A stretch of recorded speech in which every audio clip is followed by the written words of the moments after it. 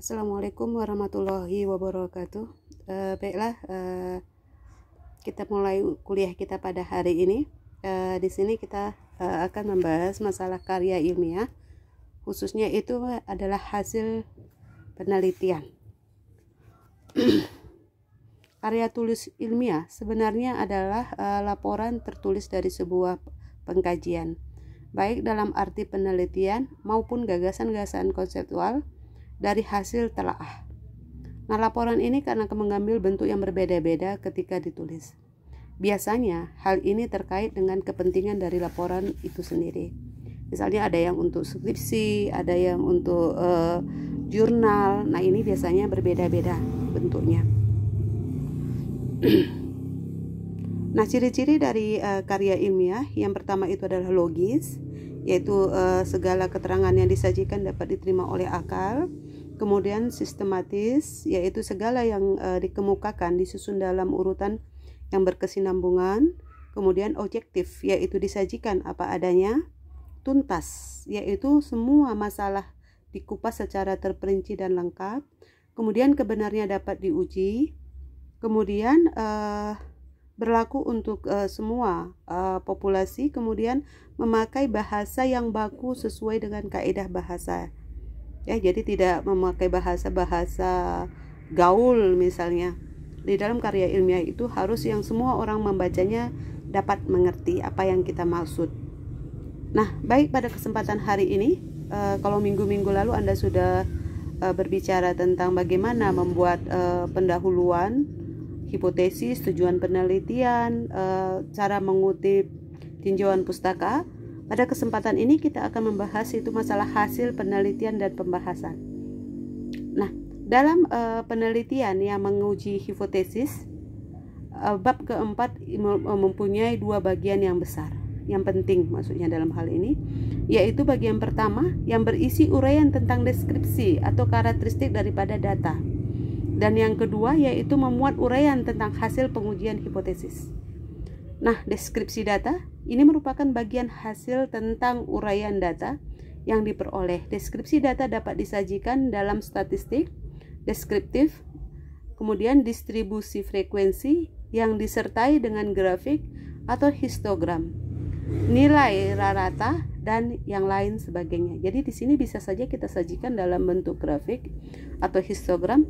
Nah, terkadang juga ditampilkan dalam bentuk-bentuk data tabel seperti itu. Nah, kemudian pengujian hipotesis jika diperlukan, ya, jika diperlukan. Nah, penjelasan tentang pengembangan, pengujian dan hasil hipotesis secara ringkas dan padat dipaparkan dalam bagian ini.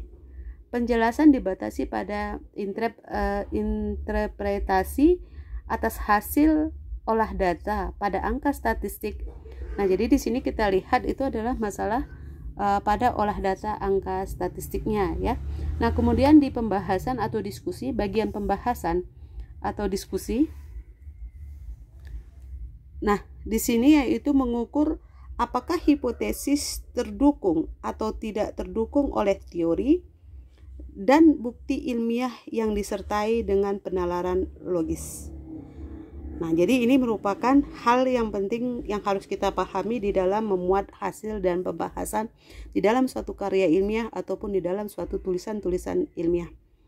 Nah, dalam penelitian yang tidak membuat hipotesis, bagian ini menjabarkan proses penelitian yang dilakukan dan pembahasan dan pembahasan hasil daripada penelitian tersebut, ya. Jadi kalau dia itu tidak ada hipotesis, biasanya yang pada bab ini adalah disajikan itu bagaimana proses daripada suatu penelitian tersebut kita lakukan. Nah, ciri-ciri karya ilmiah sebagaimana yang telah disampaikan itu yang pertama adalah logis. Ya, logis, keterangan, segala keterangan yang disajikan dapat diterima akal sehat. Kemudian sistematis. Ya, segala yang dikemukakan disusun dalam urutan yang berkesinambungan. Kemudian objektif, yaitu disajikan pada apa adanya. Tuntas, yaitu semua masalah dikupas secara terperinci dan lengkap. Nah, kemudian kebenarannya dapat diuji, berlaku umum bagi semua populasi, kemudian memakai bahasa yang baku sesuai dengan kaidah-kaidah bahasa yang telah disempurnakan. Nah, baik, di sini kita berbicara tentang hasil penelitian, di mana dalam penelitian yang menguji hipotesis bab keempat memuat dua bagian besar, yaitu bagian pertama deskripsi yang bersisi hasil penelitian. Nah, bagian hasil merupakan bagian utama dari artikel ilmiah, ya. Jadi hasil penelitian itu merupakan bagian utama dari suatu artikel ilmiah, dan oleh karena itu biasanya merupakan bagian terpanjang, ya. Bagian ini menyajikan hasil-hasil analisa data yang dilaporkan, yaitu data hasil yang bersih. Maksudnya di sini yang benar, ya, data hasil yang benar. Nah, proses analisis data seperti perhitungan statistik tidak perlu disajikan. Maksudnya prosesnya, ya, proses menghasilkan data tersebut, uji statistiknya itu, proses statistiknya itu tidak perlu disajikan di dalam hasil, ya. Hanya hasil akhirnya biasanya yang kita cantumkan di hasil penelitian.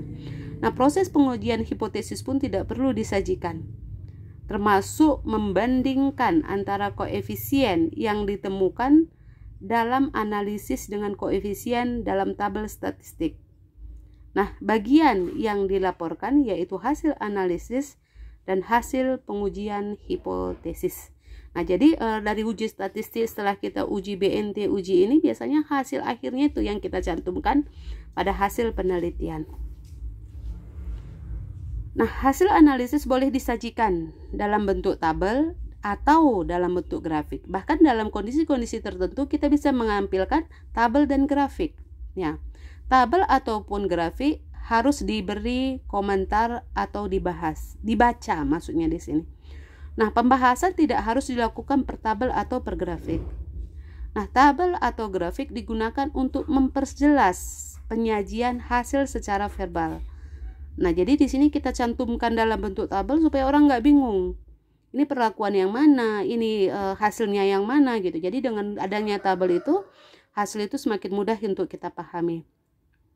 Apabila hasil yang disajikan cukup panjang, nah, penyajian bisa dilakukan dengan memilah-milah menjadi sub-bagian sesuai dengan penjabaran masalah penelitian. Nah, jadi di sini bisa kita pilih mana pada tabel yang ini, sehingga pada satu penelitian kok kita lihat itu di tugas akhir, di skripsi, itu biasanya dibagi-bagi, dipilah-pilah. Oh, ini untuk berat kering tanaman dibuat satu tabel, ini untuk tinggi tanaman dibuat satu tabel, ini untuk kadar air dibuat satu tabel.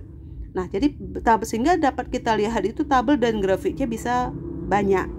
Nah, ini tujuannya adalah untuk memperjelas daripada hasil suatu penelitian.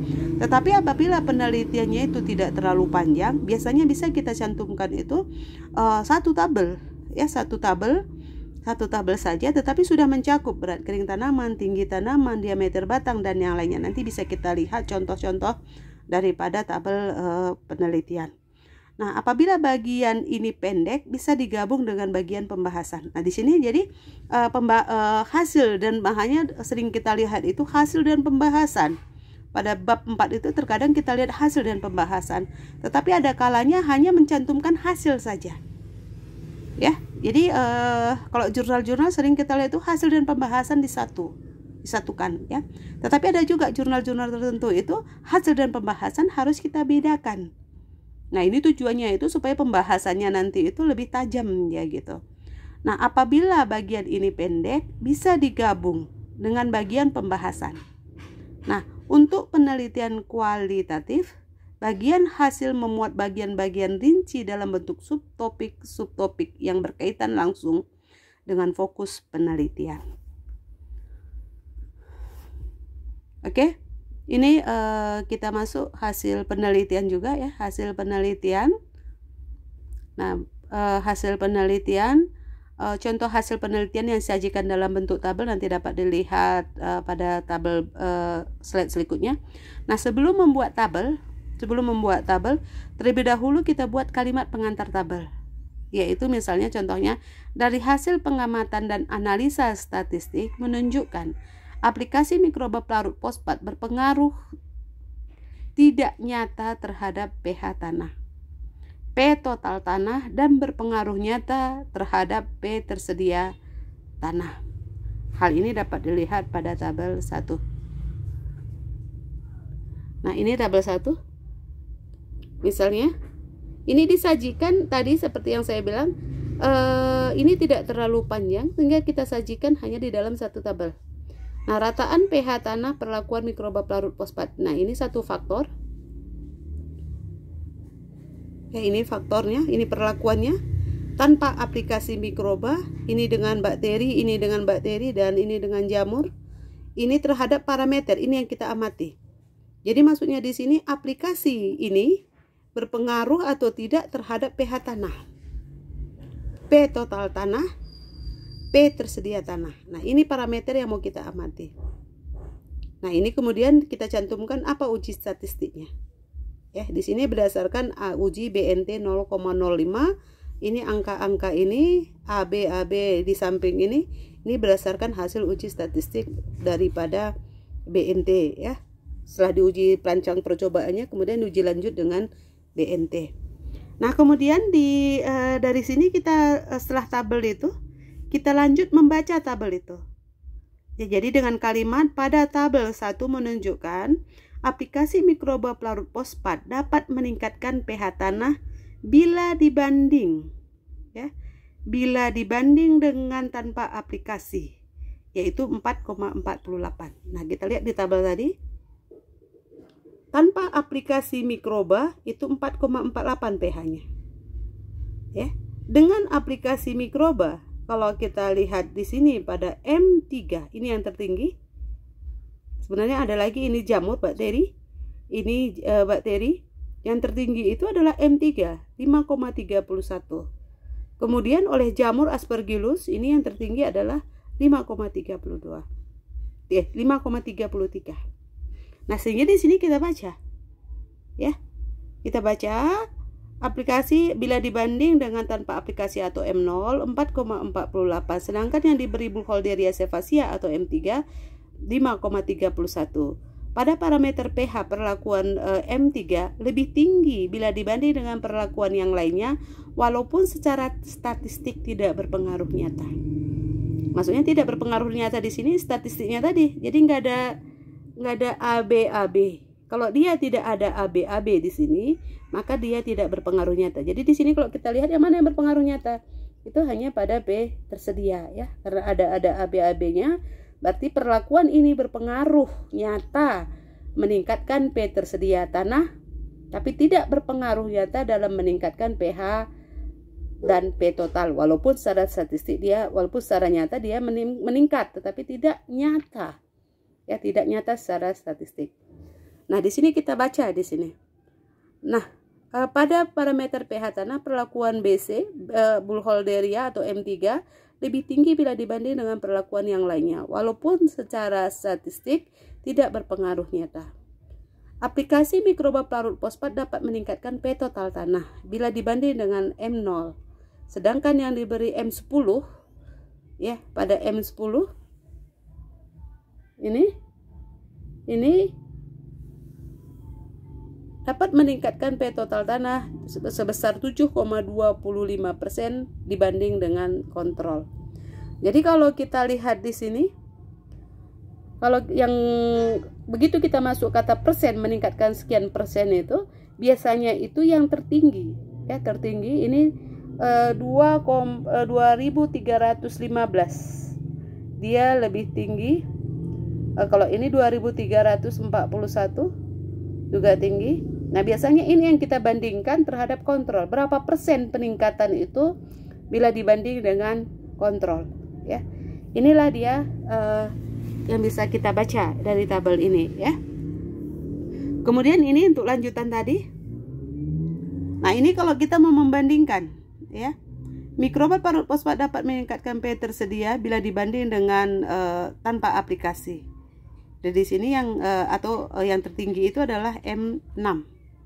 Ya, M6 tadi ini kalau kita lihat dari tabel. Nah, aplikasi bakteri pelarut fosfat M1 dapat meningkatkan P tersedia sebesar 21,80 21,08% bila dibanding dengan kontrol. Sedangkan aplikasi jamur pelarut fosfat itu dapat meningkatkan, atau perlakuan P6 dapat meningkatkan 22% bila dibanding dengan M1. Jadi lebih tinggi 22% peningkatan P total pada tanah, P tersedia pada tanah, 22% bila dibanding dengan M1.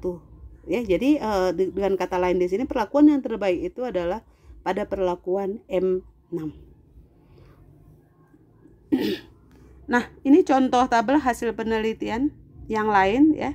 Tadi kalau ini yang 2 faktor. Ini faktor perlakuan mycorrhiza.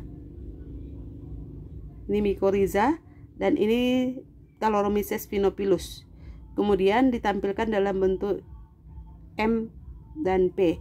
Jadi di sini perlu saya sampaikan bahwasanya untuk tampilan suatu laporan itu, apabila biasanya kalau dia deskripsi supaya dia lebih mudah kita memahami, ini biasanya kita pilah ya. Masing-masing parameter ini berat kering tabel tersendiri, berat basah tabel tersendiri, infeksi akar tabel tersendiri. Tapi karena ini kalau dia untuk tulisan ilmiah yang dimuat di dalam jurnal, kalau terbanyak tabel nanti itu terlalu banyak halaman sehingga orang payah untuk membacanya. Jadi bagaimana supaya mudah untuk dibaca, maka kita buatlah tabel semudah dan seefisien mungkin. Nah, jadi interaksi di sini ya. Kalau mungkin Anda belum masuk mata kuliah bagaimana membuat interaksi perlakuan, tapi ini adalah salah satu contoh daripada tabel penelitian. Nanti mungkin banyak lagi tipe-tipe tabel-tabel yang bisa disajikan. Yang penting bagaimana supaya orang bisa lebih mudah untuk memahami yang akan kita sampaikan. Nah, ini juga kita baca ya, dari tabel ini tadi kita baca bagaimana hasilnya. Nah, selain daripada bentuk tabel, hasil penelitian itu juga bisa kita tampilkan dalam bentuk grafik ya. Ini diagram batang. Kita buat grafik diagram batang seperti ini. Kemudian kita lihat, baca ya. Dengan ini ada kode-kodenya. Kalau dia birunya tua berarti dia tanpa mikroba. Ini yang bintik-bintik ini, lihat kode tidak terlalu jelas di sini. Kayak ini. Dia M1, yang ini M2, ini M3. Berarti ini tanpa, ini M1 yang nomor 2, nomor 3 itu M2 dan nomor 4 itu adalah M3. Jadi di sini kita baca ya. Tanpa bahan organik, lihat kodenya M0 lebih rendah berat keringnya bila dibanding dengan ini. Yang tertinggi adalah ini. Berarti di sini kalau dari gambar ini yang tertinggi itu adalah M2. Nah, jadi tanpa aplikasi bahan organik pun M2 sudah memiliki hasil yang lebih tinggi terhadap berat kering tanaman. Ya, jadi kita membacanya begitu. Di sini kita baca ya, pada gambar 56 dapat dilihat bahwa perlakuan M2 ya, aplikasi mikroba memiliki nilai berat kering tanaman yang lebih tinggi bila dibanding dengan perlakuan yang lainnya. Perlakuan yang memiliki berat kering tanaman terendah yaitu pada perlakuan tanpa aplikasi mikroba. Ini untuk pembahasan yang singkat. Nanti bisa jadi kita baca lagi bagaimana lebih lanjutannya. Nah, kemudian ini lagi ya. Ini juga bentuk tabel. Ini pengamatan ke. Ini kalau kita lihat masing-masing ini perlakuan ini perlakuan sesuai dengan warna, dan ini pengamatan ini. Jadi biasanya kalau bentuknya seperti ini, kalau tinggi tanaman seperti ini, kita lihat itu yang terakhir ya. Yang terakhir kita lihat mana yang lebih bagus terhadap pembentukan tinggi tanaman. Perlakuan yang mana? Ini kalau kita lihat sini M2P0 ya. Kalau di sini tidak jauh beda dengan M2P2. Ya, M2P0 ini M2P2 mungkin sejajar, ini hampir tidak terlalu jauh. Nah, ini yang kita baca di sini ya. Kemudian dibaca di sini ini meningkatkan tinggi tanaman sebesar 5,8%. Untuk menunjukkan 5,8%, 1,26%, ini biasanya kita peroleh dari olah statistik dulu. Kemudian kita bandingkan seperti tabel yang pertama tadi, pembacaan tabel yang pertama tadi, itu kita bandingkan antara tanpa aplikasi dengan aplikasi. Kita lihat hasilnya, kemudian kita bandingkan, kita cari persentase berapa peningkatannya. Nah, ini dia untuk gambar 1 misalnya. Kemudian ada juga bentuk gambar yang seperti ini. Nah, ini parameternya yang kita tentukan di sini. Perlakuannya di bawah. Ini perlakuan, ini parameter yang diamati. Kemudian kita baca di sini. Nah, ini juga bentuk grafik yang lain. Ya, ini juga bentuk grafik yang lain. Kemudian kita baca, nanti kita bandingkan. Ya, ini dibandingkan. Ini aplikasi 1 minggu setelah tanam, kemudian ini aplikasi 2 minggu setelah tanam. Nah, kemudian kita masukkan di sini. Masih di sini. Nah, biasanya grafik seperti ini biasanya digunakan pada penelitian yang perlakuannya menggunakan taraf, ya. Taraf itu seperti 0, 10, 20, 30, 40, 50. Kalau perlakuannya seperti yang tadi, aplikasi bahan organik, kotoran sapi, kotoran ini biasanya tidak bisa menggunakan grafik yang seperti ini. Karena di sini kita mau melihat grafik itu hasilnya itu korelasinya seperti apa pengaruh satu perlakuan terhadap parameter yang kita amati. Oke, nah jadi mana grafik yang terbaik Bu dalam membuat laporan? Ini tergantung daripada apa perlakuan yang mau kita amati dan seperti apa yang kita mau lihat, apa mau kita bahas, apa mau kita tampilkan. Nah, seperti itu ya. Jadi kita lihat mana perlakuannya, mana bagaimana tampilan suatu grafik yang terbaik. Nah, ini yang kita ambil. Nah, jadi mungkin nanti kalau kita lihat di Excel, kalau kita lihat di komputer, itu banyak lagi tampilan-tampilan grafik, bukan hanya yang bentuk seperti ini, ya. Ya, nanti coba diperhatikan lagi, ini hanya sebagian kecil daripada bentuk grafik yang saya cantumkan yang bisa kita amati untuk kesempatan hari ini. Oke, demikian kuliah kita hari ini. Terima kasih atas perhatiannya. Selamat mencoba. Semoga Anda berhasil.